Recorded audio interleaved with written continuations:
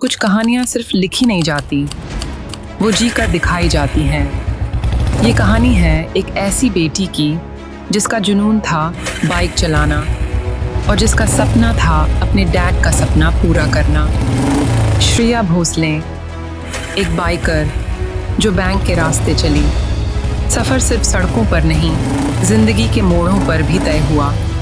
चुनौतियाँ आईं, रास्ते मुश्किल थे लेकिन इरादे मजबूत, और आज BCCB बैंक में कस्टमर सर्विस एग्जीक्यूटिव बनकर श्रेया ने अपने डैड का बैंकिंग ड्रीम पूरा किया। तो चलिए, इस पॉडकास्ट में हम सुनेंगे एक बाइकर से बैंकर बनने तक का ये प्रेरणादायक सफ़र, सिर्फ डिकोडिंग सक्सेस विद साइमा पर। जय हिंद everyone, welcome back to the new episode of decoding success with Saima. आज मैं आप लोगों से मिलवाने के लिए एक ऐसे प्राउड डॉटर को लेके आई हूँ। मैं इनको प्राउड डॉटर इसलिए बोलती हूँ बिकॉज ग्रेजुएशन तक तो इन्होंने जो इनको अच्छा लगा वो उसमें उन्होंने एक डिग्री ली पापा के गाइडेंस से, लेकिन उसके बाद इमीडिएटली उन्होंने अपने डैड के ड्रीम को पूरा करने के लिए बैंकिंग की प्रिपरेशन शुरू की। And now she is working in Bassein Catholic cooperative bank as a customer service executive. So let's welcome a proud DSP student, Miss Shreya Bhosle. Yes, Shreya, welcome to the episode. कैसा लग रहा है अभी आपको?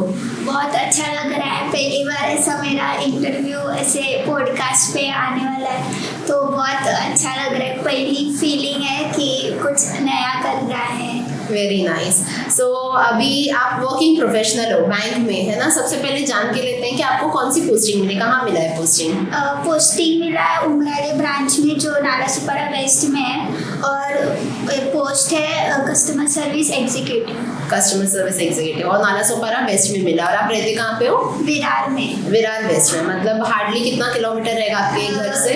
कुछ 10 minute में मैं पहुंच जाती हूँ 10 मिनट बाइक में से। हाँ, वाओ, वेरी नाइस, मतलब इजी, नियर लोकेशन। ऑलराइट। सो श्रेया, ये जैसे मैंने आपको इंट्रोड्यूस किया कि आपके डैड का सपना था कि आपको एक बैंक में काम करता हुआ वो देखे। सो शुरू करते हैं बहुत पहले से कि आपका ग्रेजुएशन कौन से फील्ड में हुआ है? ग्रेजुएशन मेरा bachelor in financial markets commerce में हुआ है। ओके, BFM लिया आपने। और BFM क्यों चूज किया था? क्योंकि जैसे मेरे डैड भी ट्रेजरी डिपार्टमेंट में मोतीलाल ओसवाल में, तो उनको भी बहुत इंटरेस्ट है शेयर मार्केट के इसमें, और मेरे को भी थोड़ा इंटरेस्ट है कि कुछ इन्वेस्ट करूँ फिर कुछ प्रॉफिट आए। तो उसकी वजह से डैड के गाइडेंस से और मुझे भी अच्छा लगता है, तो इसके लिए मैंने ये ग्रेजुएट करने का सोचा ये कोर्स में। Okay, nice. सो BFM के बाद इमीडिएटली आपका क्या डिसीजन था ग्रेजुएशन के बाद? BFM के बाद जैसे आपने बोला कि पापा का सपना था, तो फिर मैंने वही ग्रेजुएशन होने के बाद मैंने ऑनलाइन जाके ढूंढा कि कौन से क्लासेस रहेंगे जो बैंकिंग में, जो गवर्नमेंट एग्जाम, बैंक एग्जाम रहते हैं उनको क्रैक करने के लिए कौन से अच्छे क्लासेस रहेंगे। तो मैंने वो वेबसाइट पे जाके ढूंढा, तो फिर मेरे को IIKD का जो है वो क्लास वो मिला, फिर मैंने ज्वाइन कर लिया। Very nice. सो वेबसाइट से आपने सर्च किया, देन आपने आई बिलीव कॉल किया था।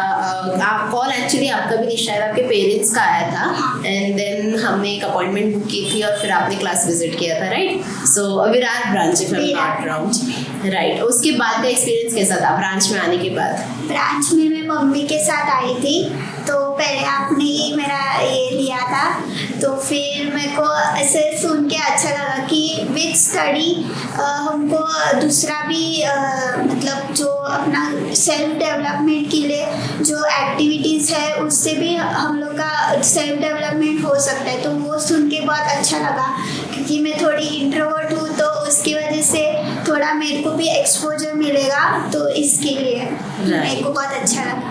ऑलराइट। सो IIKD में आपने काउंसलिंग अटेंड की सबसे पहले, उसमें आपने पूरा वो आपका ट्रेनिंग मेथडोलॉजी जिसको हम कैस में बोलते हैं वो आपने अंडरस्टैंड किया, उसके बाद आपने शुरू किया। तो जब श्रेया हम कॉम्पिटिटिव एग्जाम की तैयारी शुरू करते हैं, या आपको पता था कि आपको तो बैंक में ही लगना है और उसके एग्जाम्स होते हैं, तो वो कोई फियर था मन में कि मैं अभी कैसे करूँगी, कर पाऊँगी या नहीं?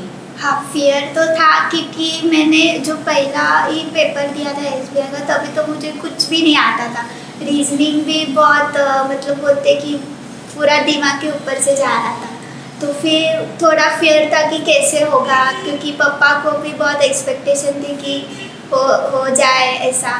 तो फिर मतलब वही कर करके अभी प्रैक्टिस करके वो फियर अभी निकल गया है। निकल गया। तो इनिशियली ऐसा लगा था कि मतलब नहीं हो पाएगा, छोड़ देती हूँ, मतलब शुरू करने के बाद होता है ना 1 महीने में, या किसी किसी को 15 डेज में भी ऐसे लगता है, तो वैसे आपको फीलिंग आई थी? नहीं, फीलिंग तो नहीं आई थी। मेरे को बहुत पॉजिटिव था कि हाँ मेरा हो जाएगा, थोड़ा बस प्रैक्टिस और कंसिस्टेंसी की ज़रूरत है, तो फिर उससे वो हो जाएगा। Very nice.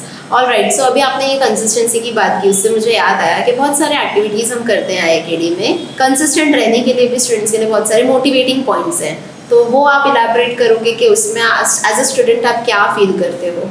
तो जो कंसिस्टेंसी का जो भी अवार्ड रहता है तो उसका भी बहुत फ़ायदा रहता है, क्योंकि मोटिवेशन मिलता है। अगर हम कंसिस्टेंट रहेंगे तो हमारा स्टडी भी बहुत कंसिस्टेंट रहेगा, जो प्रैक्टिस रहेगा वो भी कंसिस्टेंट रहेगा, और उसकी वजह से हम एग्ज़ाम क्रैक कर सकते हैं।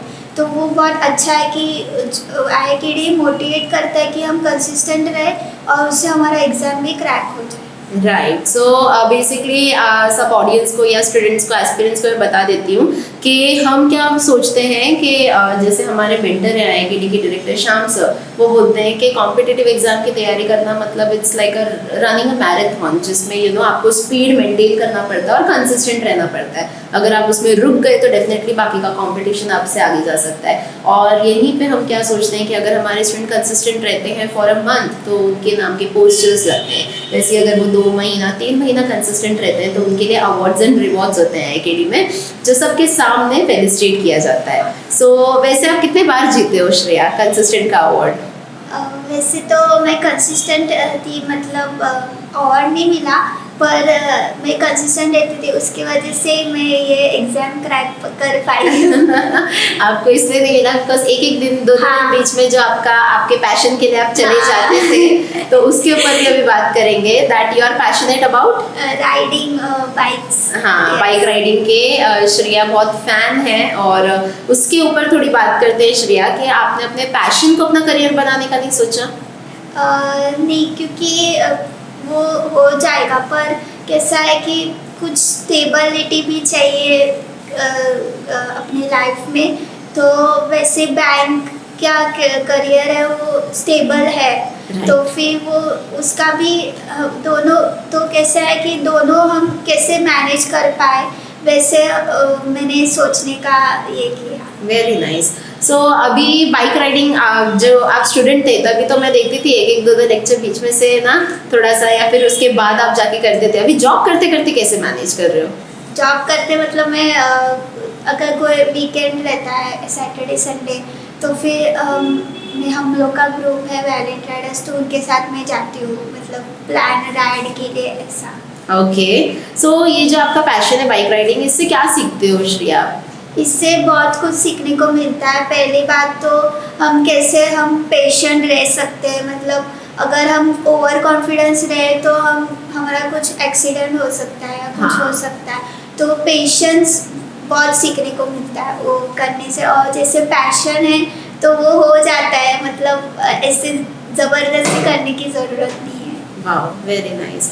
सो श्रेया, अभी बात करेंगे आपके वीकनेसेस पे या स्ट्रेंथ्स पे।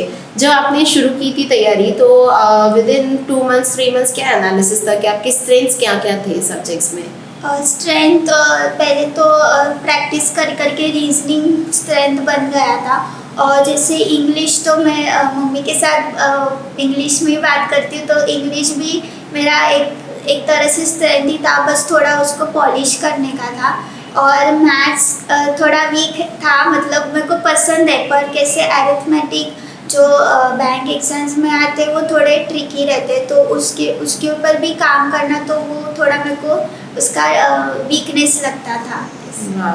Very nice. और वीकनेस ये जो आपका अरिथमेटिक वगैरह था, उसको आपने ओवरकम कैसे किया?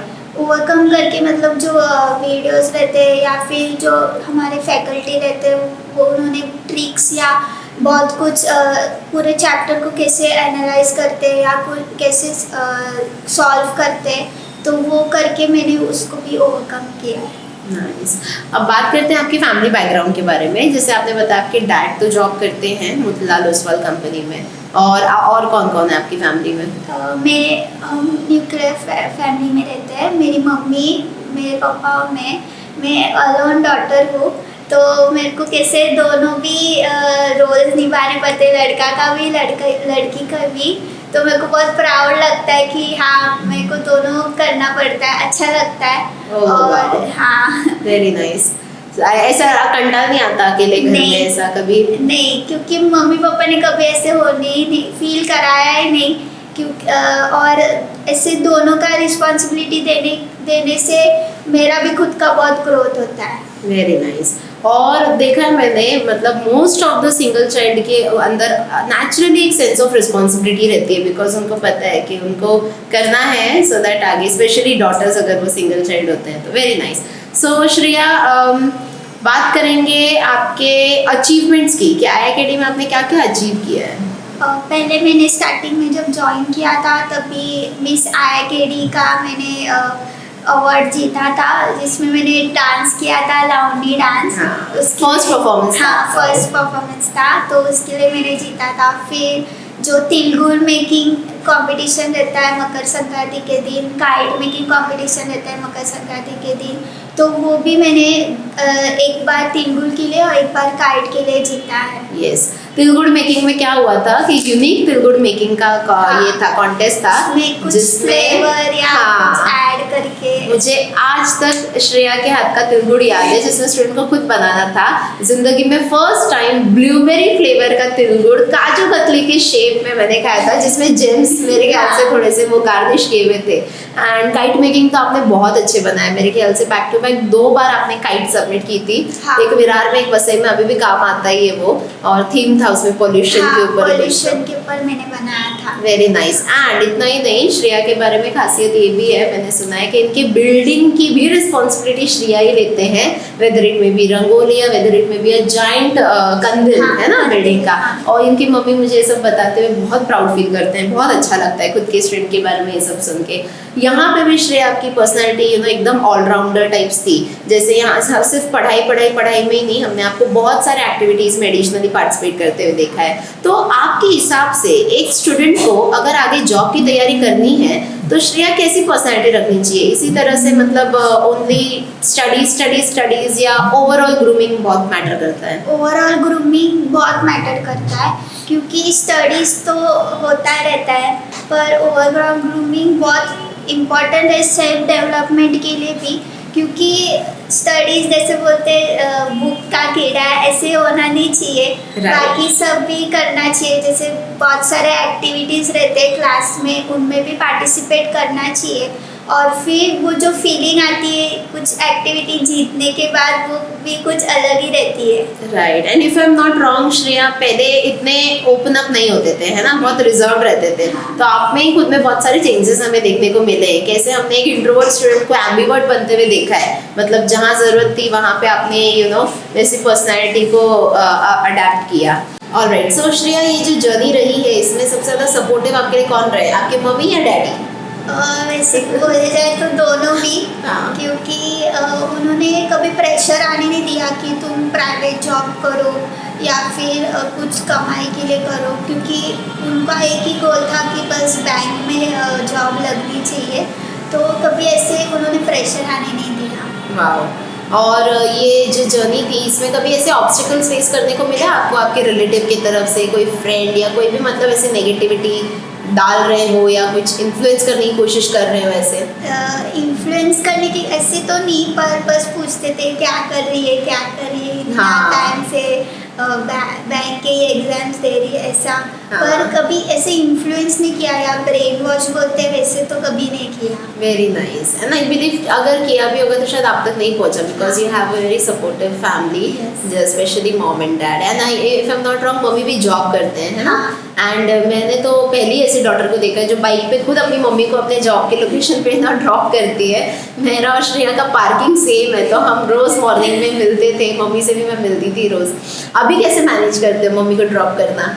अभी भी मैं मतलब अभी मम्मी वैसे में काम में है, तो फिर मेरा ब्रांच नालासोपारा में, तो मैं उनको नालासोपारा स्टेशन के पास छोड़ देती हूँ। फिर वो Okay. उधर से जाती है और मैं अपने बैंक में जाती हूँ। वाओ, बहुत उल्टा पड़ता है लेकिन फिर भी आप करते हो, है ना, स्टेशन से जाके फिर Umrale. Very nice. All right, so now मैं जानना चाहूँगी कि आपका जो पहले से एकेडमिक जर्नी रहा है वो बहुत स्ट्रॉन्ग था, मतलब कैसे? इनफैक्ट आपका शायद डिग्री तो कोविड में गया है, if I am not wrong, है ना, डिग्री कोविड में गया। अच्छा, आपने कोई क्लासेस वगैरह किया था 10th में 12th में?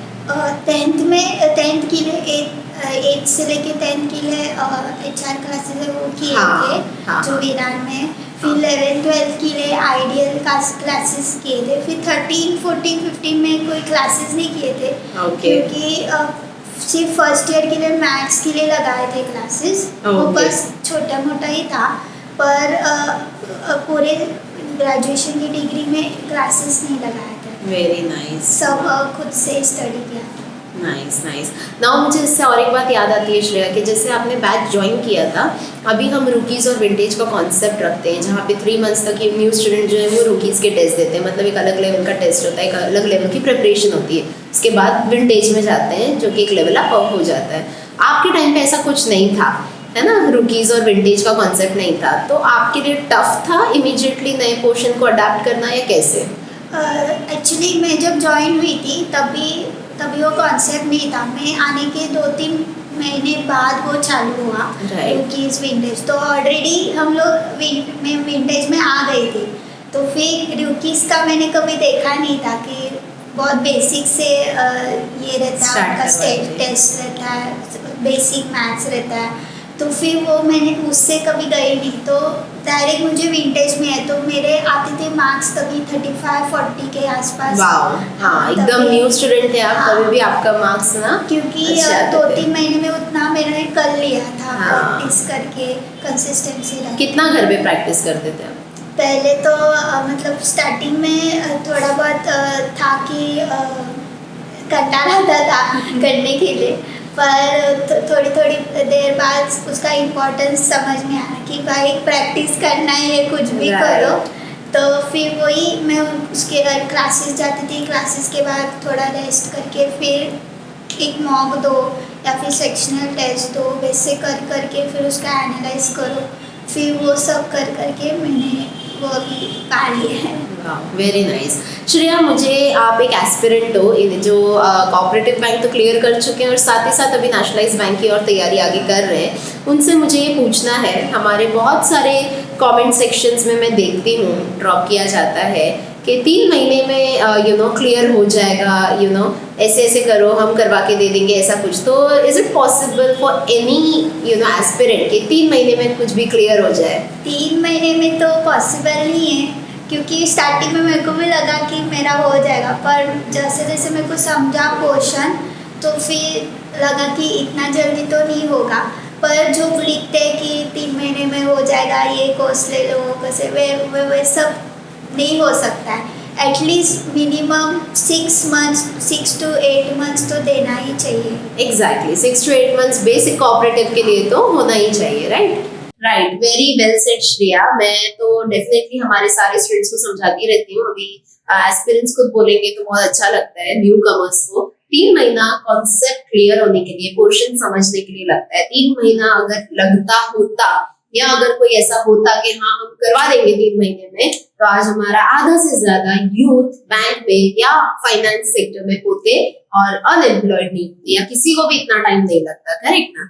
Very nice. ऑलराइट, सो श्रेया, अभी बात करते हैं आपके डीएसपी में आने का, कि आप रेगुलर बैच में थे और डीएसपी में जब आप आए तो कितने टाइम के बाद आपका डीएसपी में सिलेक्शन हुआ था? ऑलमोस्ट 1 year के बाद, रेगुलर बैचेस में के बाद डीएसपी में मेरे को डायरेक्टली ले लिया गया था। 4 जन थे जिसको डायरेक्टली लिया था without test. Right, DSP batch क्या होती है, थोड़ा आप इलैबोरेट करोगे? डीएसपी बैच पर तो फुल फॉर्म बताती हूँ कि डायरेक्टर स्पेशल बैच रहता है, जिसमें जो रेगुलर बैचेस में किसी कॉन्सेप्ट वगैरह क्लियर हो जाते हैं, पर डीएसपी बैच में आके वो प्रैक्टिस करके उनसे करवा लेते थे फैकल्टी, जिसके वजह से वो एग्जाम क्रैक करने को उनका कैपेबिलिटी उनका बढ़ जाता है। Right. तो वही होता है कि मॉक टेस्ट दो, उसका एनालिसिस करो, फिर जो अगर कुछ वीक रहेगा तो उसके ऊपर जोर डाल के वही सेम करो, प्रैक्टिस करो, जिससे वो अपना कॉन्सेप्ट क्लियर हो जाए। Right. तो इससे होता है deals. Right and so director special batch जिसकी पर्सनल मेंटरिंग है केडी के डायरेक्टर हाँ, शाम से शाम खुद करते हैं, उन्हीं के नाम पे ये बैच है। बाहर से न्यू एंट्रीज नहीं होती इस बैच में। ऑलरेडी जो स्टूडेंट्स हैं उनको 3 टेस्ट क्वालिफाई करना पड़ता है, एक कट ऑफ लगाते हैं, उसको क्वालिफाई करके उनको एंट्री मिलती है। बट हमारे पास 4 ऐसे आउटस्टैंडिंग स्टूडेंट्स हैं जिनकी काफी टाइम की हार्ड वर्क देखी थी हमने, मेहनत देखी थी, एवरेज स्कोर देखे थे, एंड अकॉर्डिंगली श्रेया थे और आपके क्लासमेट्स थे अनामिका, है ना, पल्लवी एंड शाइना। तो ये चारों उसमें इन हो गए थे और बहुत प्राउडली मैं बोलूंगी कि ये चारों ने बीसीसीबी क्लियर भी किया एंड अपने अपने लोकेशन पे पोस्टेड भी है बहुत जल्दी। इसमें से एक अनामिका है जिनसे आप ऑलरेडी मिल चुके हैं, नहीं देखा होगा तो हमारे इमीडिएटली पीछे के वीडियोस पे आप जाओ और उसको वॉच लेटर में नोटिफिकेशन ऑन कर दो।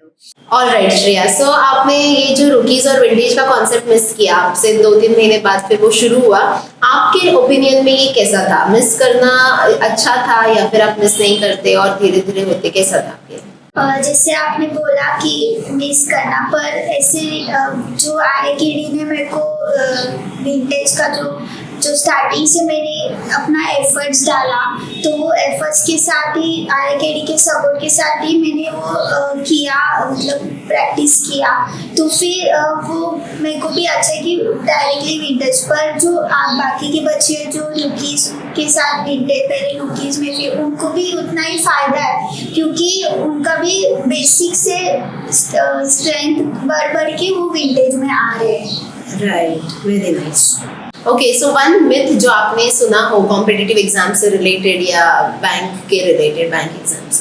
मिथ तो बहुत सारे सुने, पर उसमें से एक बताना चाहती हूँ कि जो बोलते हैं ना कि अरे नहीं होगा आपसे, हाँ। या फिर आप रिजर्व कास्ट में तो रिजर्व कास्ट वालों का ही होता है, हाँ। ऐसे तो ऐसा नहीं है, क्योंकि जो जनरल कास्ट में भी है या ओबीसी में भी है, जो भी है वो उन लोग भी क्रैक कर सकते हैं। और जो ऐसे बोलते कि अरे नहीं होगा तुमसे, हाँ। तो वैसे नहीं है। अगर हम डेडिकेशन, प्रैक्टिस, अपने खुद के साथ मोटिवेशन रखते तो डेफिनेटली एक ना दिन आपको वो सक्सेस मिलेगा ही मिलेगा। Nice nice. अब कौन सा आपका ये कास्ट कैटेगरी क्या है? ओपन में आते हो? हाँ, ओबीसी में, पर नॉन क्रीमी लेयर में तो ओपन में आ जाता है। मैंने भी देखा है, ये बहुत सारे स्टूडेंट्स हैं ओपन जनरल में आने वाले, उनको यही बोला जाता है कि नहीं इनका नहीं होगा, रिजर्व में ही होता है। तो ऐसा नहीं है गाइस, नंबर ऑफ सीट्स से ना स्पेसिफिक होती है कि इनके लिए इतनी ओपनिंग है, इनके लिए इतनी ओपनिंग है। और मैं हमेशा सबको यही समझाती हूँ, तो अच्छा है आपने भी अपने ओपिनियंस दिए। नाउ अगर श्रेया आपको पूछा जाए कि आपके लाइफ में या इस जर्नी में तैयारी करते वक्त आपको ऐसा क्या फील हुआ कि अगर मैं आपको बोलूँ कि आप अपनी लाइफ को रिवाइंड करो, पास्ट में जाओ आज से 4-5 साल पहले और उसको चेंज करो, तो आप क्या चेंज करोगे? मैं एक ही चेंज करना चाहूँगी कि जो मैंने प्रिपरेशन ग्रेजुएशन के बाद चालू किया बैंक एग्जाम्स के लिए, तो जो भी एस्पिरेंट्स है जो अभी करना चाहते हैं, उनको बैंक जॉब चाहिए, तो उनको एक ही बोलना चाहूँगी कि आप 10th के बाद या 12th के बाद इमीडिएट प्रिपरेशन चालू करना, क्योंकि वो उतना टाइम फिर हम लोग को करियर में चला जाता है। राइट। तो जो अगर 2 साल या 1 ईयर जो भी है, तो वो सब हम कवर अप करते हैं, फिर डायरेक्ट ग्रेजुएशन के पास अपने पास एज लिमिट हो जाती है, तो फिर हम वो डायरेक्टली वो एग्जाम्स। लेकिन बहुत सारे स्टूडेंट श्रेया ये बोलते हैं ग्रेजुएशन के, अभी जैसे मेरे को है ना बहुत सारे कॉलेजेस के और इंस्टीट्यूट्स के कॉल्स आते हैं कि हमारे 10th एंड 12th स्टूडेंट्स को आप गाइड करो एम्प्लॉयमेंट के लिए, बिकॉज ये सेक्टर में एम्प्लॉयमेंट है, गवर्नमेंट सेक्टर में है ना, वैकेंसीज इतनी सारी आती है, हम जाते भी है, गाइड करते भी है। स्टूडेंट्स के अंदर और एक मिथ ये रहता है कि नहीं मैम 12th के बाद जो फर्स्ट ईयर सेकेंड ईयर की स्टडीज है उसके साथ साथ मैं ये मैनेज नहीं कर पाऊंगी या कर पाऊंगा, या 12th के साथ नहीं कर पाऊंगा। तो आपको क्या लगता है ये सिलेबस इतना हैवी है कि वो रेगुलर एकेडमिक्स के साथ नहीं हो सकता? हैवी इतना नहीं है, अगर हम थोड़ा टाइम निकाल के या फिर थोड़ा टाइम उसके लिए दे, जो हम सक्सेस पाना चाहते हैं उसके लिए, तो उसमें हमको ये ना करना चाहिए कि कि नहीं होगा।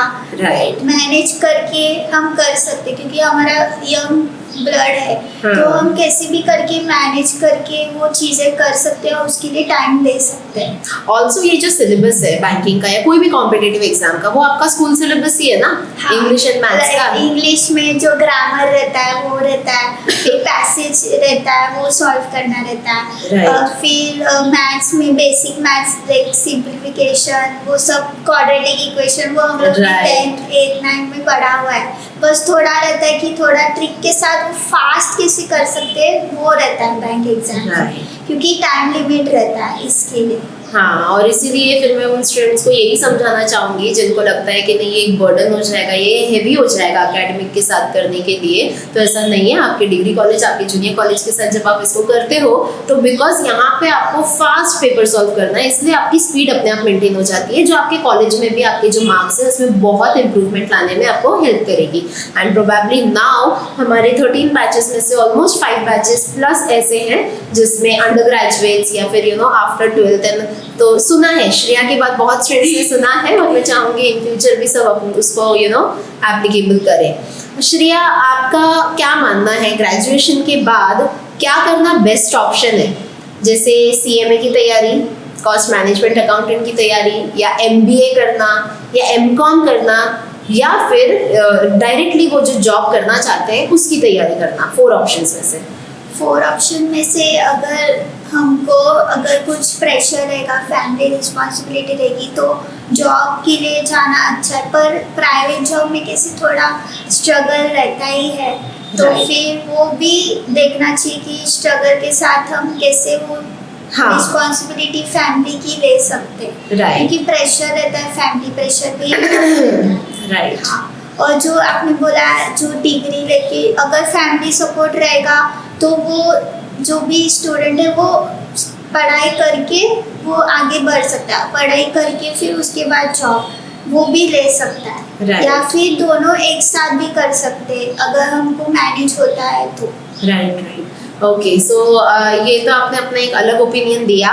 मैं जो क्वेश्चन पूछ रही थी उसको वापस से मैं बोलती हूँ। जैसे फॉर एग्जांपल आपका ग्रेजुएशन हुआ ना, आपके हाथ में 4 ऑप्शन है, जॉब का कोई प्रेशर नहीं है, well to do family job का कोई प्रेशर नहीं है, बस 4 ऑप्शन है कि मम्मी ने बोला कि MBA is a good degree तो आप वो कर लो, डैड ने बोला CMA is a good certification तो वो कर लो, देन मैंने क्या बोला था और एक चीज़ MCOM, आपको मतलब ज़्यादा फाइनेंस भी नहीं डालना है और ज़्यादा फैंसी डिग्री भी नहीं चाहिए, जस्ट पोस्ट ग्रेजुएशन, तो MCOM आपने कर लिया ताकि आपको लगता है पोस्ट ग्रेजुएशन के बाद एक अच्छी जॉब डायरेक्ट मिल जाएगी, या फिर आपको पता है कि नहीं मुझे बैंक में ही जाना है तो डायरेक्ट मैं बैंकिंग की तैयारी शुरू करूँ और बाकी तीनों चीज़ को बाद में देखूँ। सो ये 4 ऑप्शन में से आप क्या इमीडिएटली चूज़ करोगे?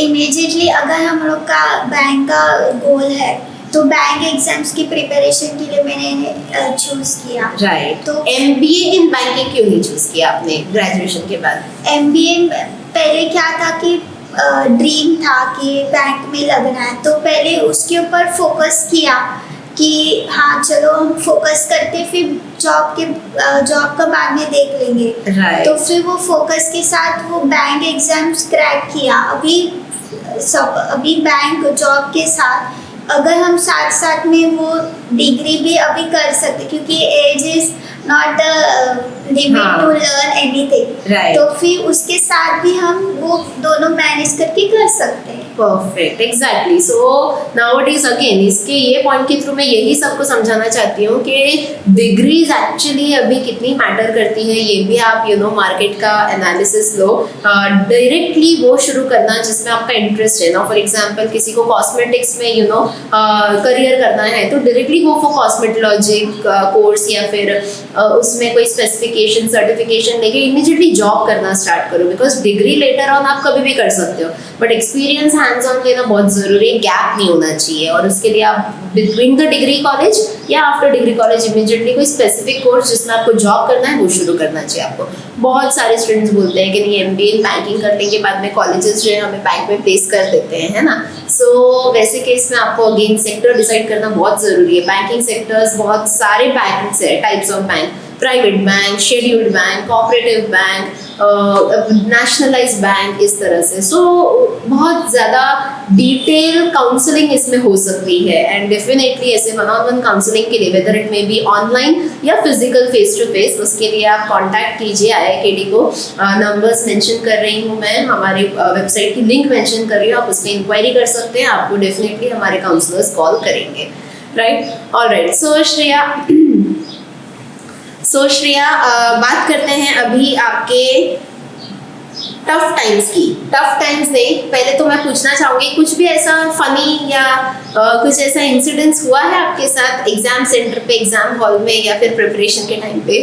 फनी इंसिडेंट तो हम लोग जब एग्जाम देने जाते थे तो पहले तो जाते हो बहुत टेंशन रहता है, एक तो ट्रैवलिंग थोड़ा है, पवई जाना रहता है, ट्रेन पकड़ो, फिर बस के लिए लाइन में खड़े हो, फिर बस से जाओ, तो फिर तभी तो जाते हो इतना टेंशन, थोड़ा टेंस रहता है कि हाँ भाई एग्जाम है, कुछ क्रैक होना चाहिए, तो जाते वक्त इतना नहीं, पर आते वक्त थोड़ा रहता है, मस्ती करते हैं।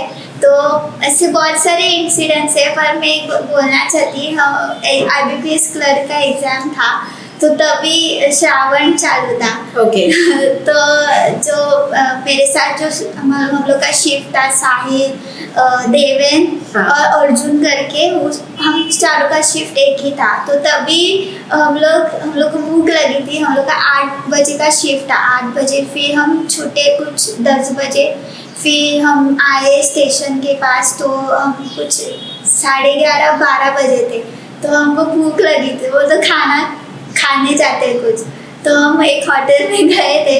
तो फिर उधर जाके अभी कैसा था कि साहिल वेज था, तो फिर हम तीनों नॉन वेज थे, तो ये देवेन था, उसने बोला कि चिकन फ्राइड राइस, तो फिर उसने बोला, मैंने सोचा मन में कि अरे भाई श्रावण है तो नॉनवेज कैसे खा रहा है। साहिल ने सोचा कि मतलब वेज है तो मैं अभी ये तीनों नॉनवेज खाऊंगा तो मैं क्या खाऊंगा।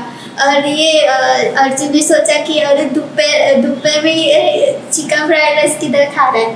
तो फिर ऐसे फिर मैंने बोला, फिर मैंने उसको पूछा कि श्रावण नहीं है क्या, और तो वो भूल गया मैं। अच्छा, मतलब भूल के इतने नॉनवेज का शौकीन है देवेन। खाया था या नहीं, फिर मैंने बोला कि मिसल पाव, फिर सब नहीं मिसल पाव। तो बहुत सारे इंसिडेंट्स होते हैं कि हम लोग ने बहुत मतलब आते वक्त एंजॉय किया है। यस, पता है आपको कि ये हसल है, एक एग्जाम की तैयारी करना, एग्जाम देने जाना, लेकिन उतना ही मजा आएगा अगर आप इसको एंजॉय करोगे, तो उतने ओपन आर्म्स के साथ सारी चीज़ों को एक्सेप्ट करोगे। तो और इसमें बहुत ज़रूरी है ऐसे फ्रेंड्स का साथ में होना जो आपको टाइम एंड अगेन हमेशा मोटिवेटेड रखे, आपको अपलिफ्ट करते रहे। मैंने इनकी बैच देखी है, वेदर इट में भी इनका अतुल्य बैच विरार का या फिर DSP बैच, इतनी घुल मिल के रहने वाली बैचेस हैं। जैसे अभी इन्होंने ये सबके नाम श्रेया को याद है, याद हमें तब रहता है जब हमारे उनके साथ वैसे मेमोरीज हो, वैसे बॉन्ड हो, है ना। सो बताओ आपके बेस्ट बैचमेट्स कौन है, कोई 3 का नाम लो DSP में से। DSP में से पहले पल्लवी, जो मैं हमेशा उसके साथ ही बैठती हूँ, मतलब बहुत बेस्ट फ्रेंड जैसी ही है।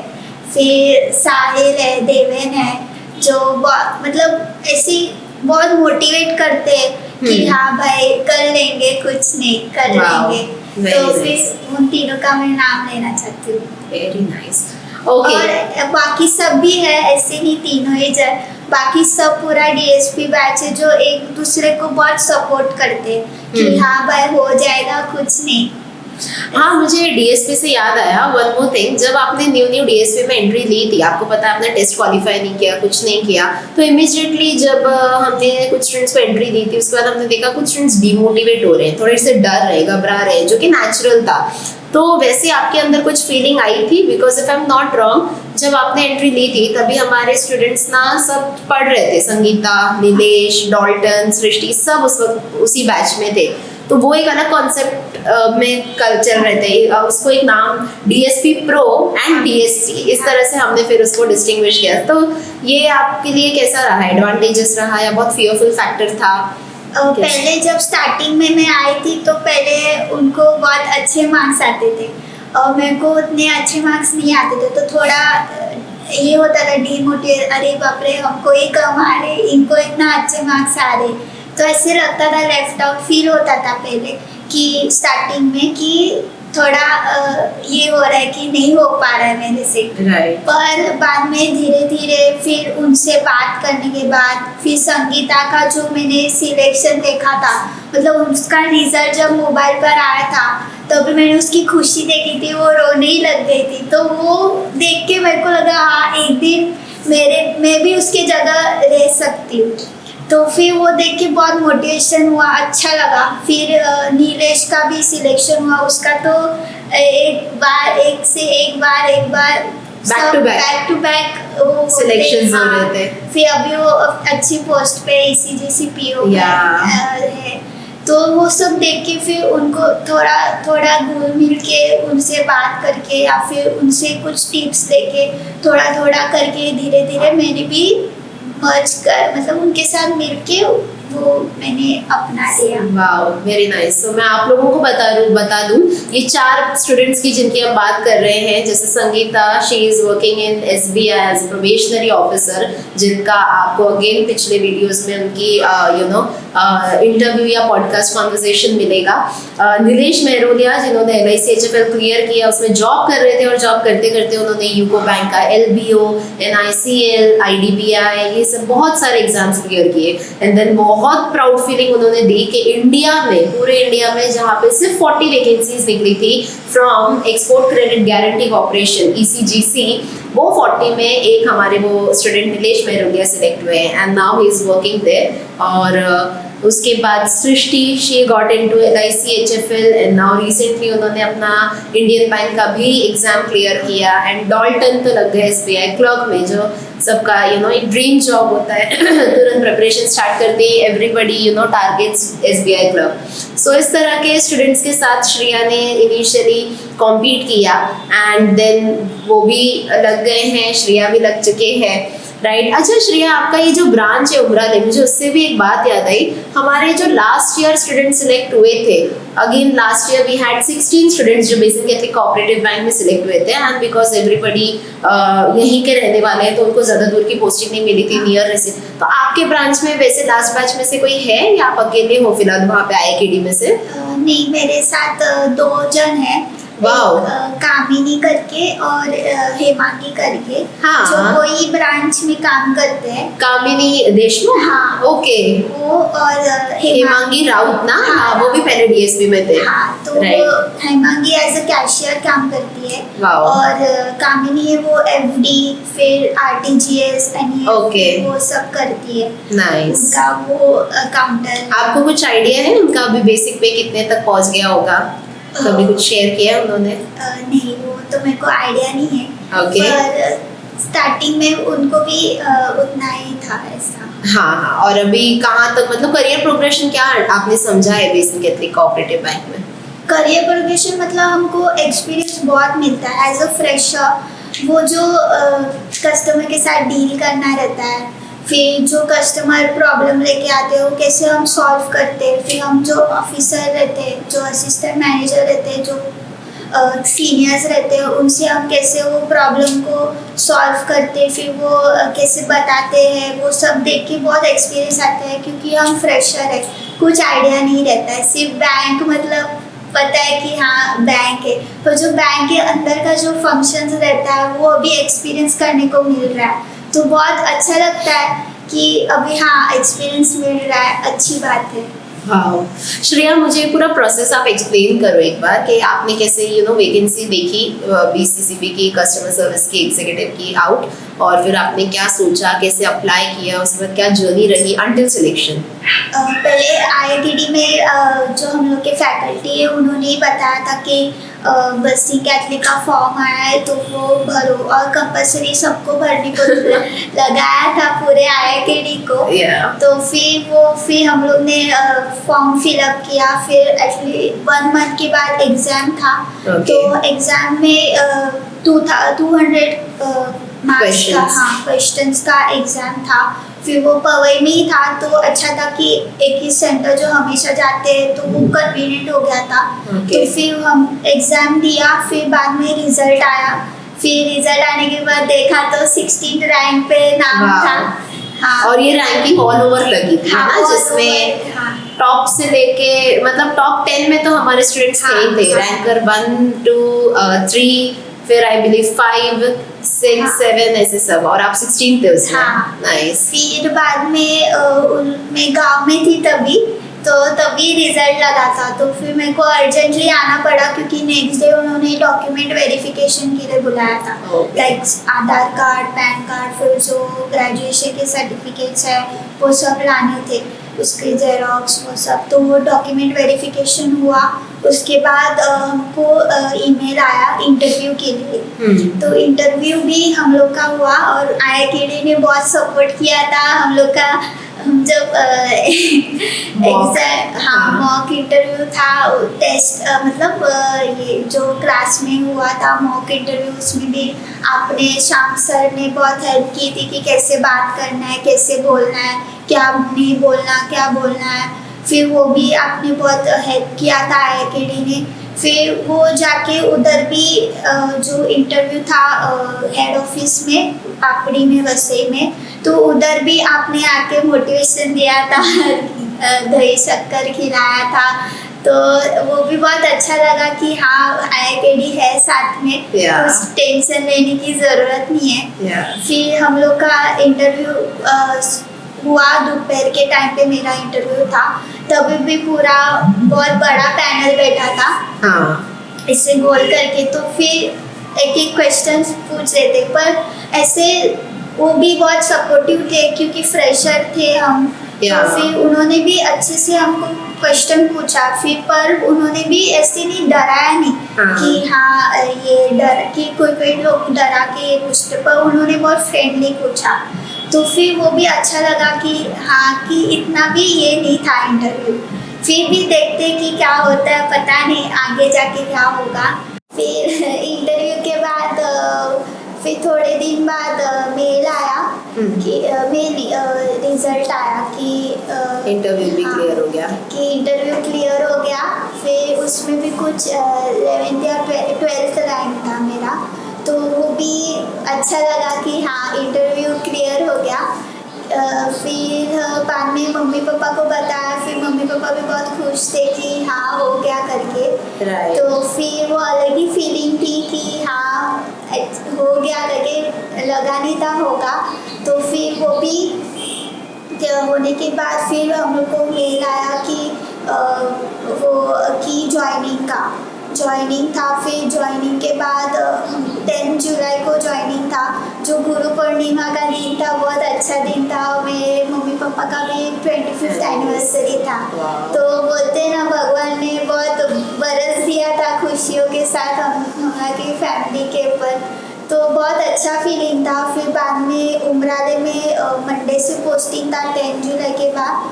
10 जुलाई भी के बाद भी मंडे को जो पोस्टिंग था तभी भी संकष्टी था, जो Okay. गणपति बप्पा का दिन हाँ। रहता है हर एवरी मंथ। तो Okay. तभी भी वो संकष्टी था, तो वो भी अच्छा था कि हाँ कि गणपति बाबा के ब्लेसिंग से ही अच्छे ब्रांच का पहला दिन है। 14 जुलाई ना मेरे ख्याल से हाँ, मंडे। हाँ। तो वो भी बहुत अच्छा लगा। फिर बाद में वन वीक तो मेरे को थोड़ा बैक ऑफिस का काम दिया, पर जब फ्रंट डेस्क का काम दिया पहले दिन थोड़ा घबरा गई थी, पर बाद में फिर वो सीनियर ने भी बहुत सपोर्ट किया मेरे को कि हाँ ऐसे ऐसे करना है, वैसे करना है, डरना नहीं, कुछ नहीं। तो फिर बहुत सपोर्टिव है। और बसिंग कैथलिक बैंक भी बहुत अच्छी है, देखा जाए तो बहुत सपोर्ट करती है अपने एम्प्लॉइज को ऐसे। नाइस। ओके, सो श्रेया, अभी जब आपने वो रिजल्ट देखा कि हाँ आपका हो गया है ना, एग्जाम भी क्लियर हो गया है, तो कैसी थी फीलिंग? मतलब बहुत अच्छा था। एक्चुअली मेरे जो बड़े काका है वो ऑफ हो गए थे, तो उनका 12th डे था उस दिन। और जब हम उनका सब फंक्शन था जो 12th डे का रहता है, और वो भी बैंक ऑफ महाराष्ट्र में थे।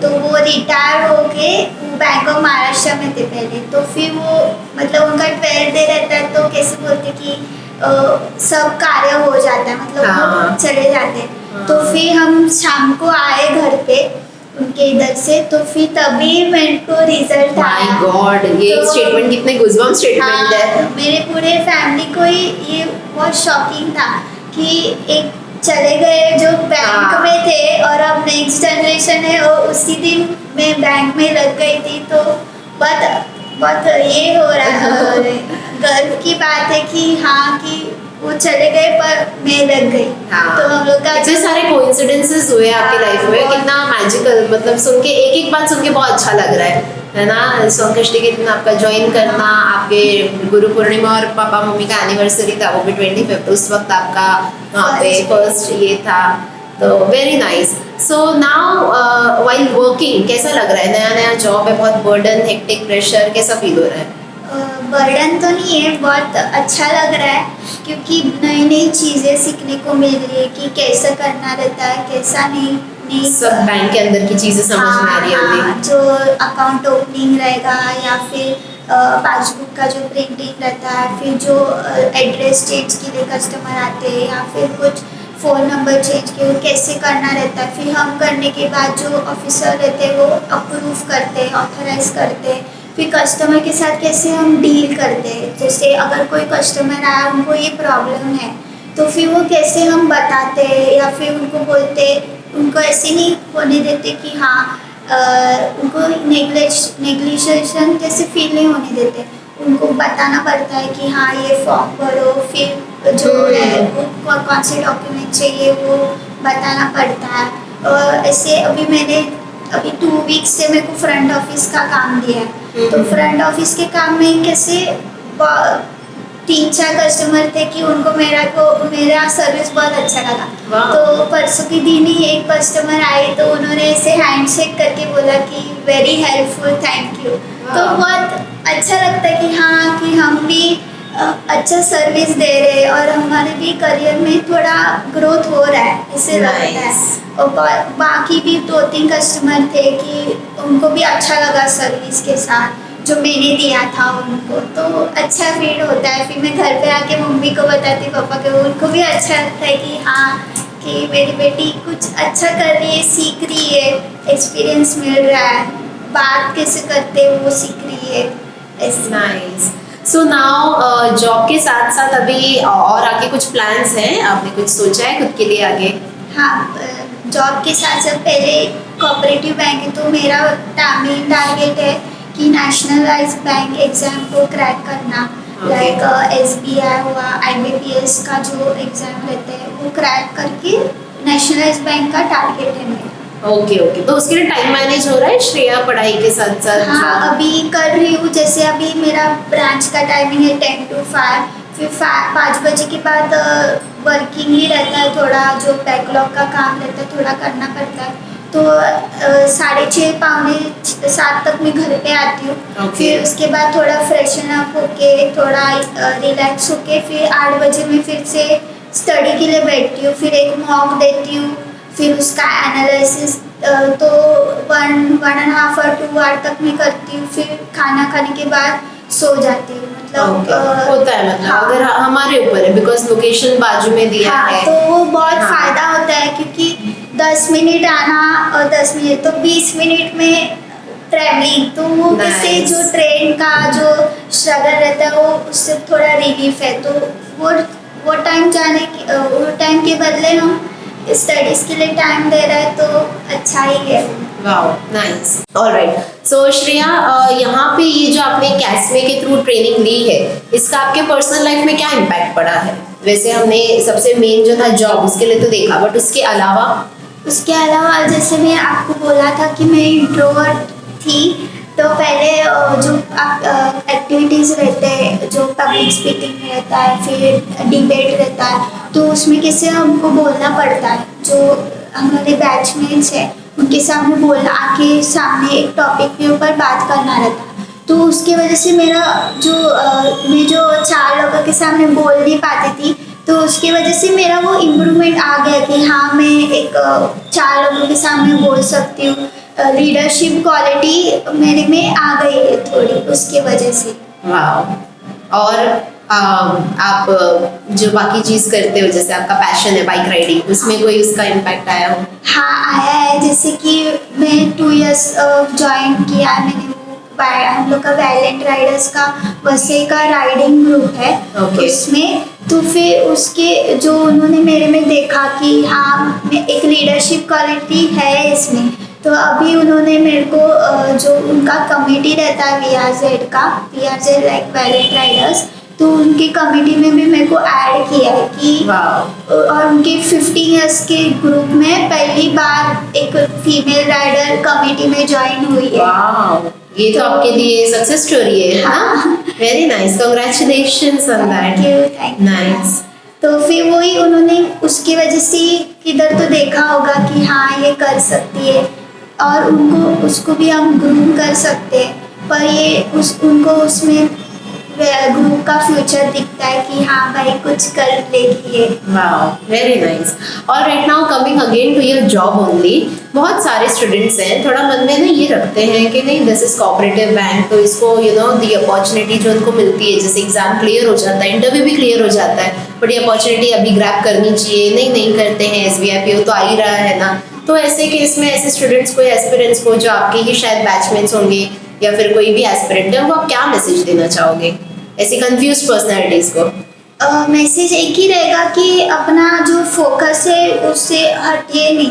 अगर कोई अच्छे बैंक में जॉब मिल रही है कि उसके साथ साथ भी हम कर सकते, ऐसे नहीं कि हम नहीं कर सकते, मैनेज करके हो जाएगा, क्योंकि हमारा अभी इतना लेवल हो गया है कि हम वो क्रैक करने के पास है। तो थोड़ा एफर्ट डाल के हम जॉब के साथ भी मैनेज कर सकते, थोड़ा एफर्ट डालना रहता है, लाइक थोड़े जॉब के बाद आके टाइम देना रहता है, थोड़ा प्रैक्टिस करना रहता है, तो उसकी वजह से भी हम वो दोनों कर सकते हैं साथ में। Nice nice. ओके, सो आपको ये कोऑपरेटिव बैंक की जो अपॉर्चुनिटी आपके सामने थी उसमें ऐसा क्या दिखा कि आपने ये अपॉर्चुनिटी ग्रैब की और इसको हाथ से जाने नहीं दिया? Because you are fully capable कि आप अगला क्लर्क जो निकलेगा, IBPS क्लर्क या SBI क्लर्क, वो भी निकाल लोगे, फिर भी आपने जॉब को यू नो ग्रैब किया। सो ये डिसीजन लेते वक्त आपके माइंड में क्या था?